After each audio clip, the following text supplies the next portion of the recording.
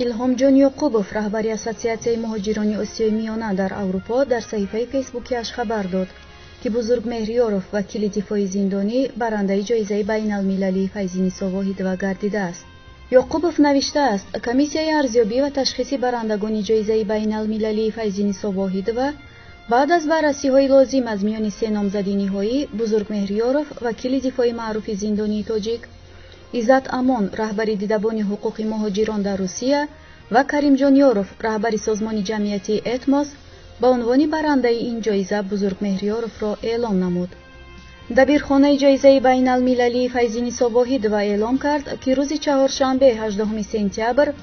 дар маросими вежае, ки ба ҳамин муносибат ва бо ширкати намояндагони чанд созмони байналмилалии ҳуқуқи башар баргузор хоҳад шуд, ин ҷоизаи арзишмандро ба Бузургмеҳр Ёров тақдим менамояд.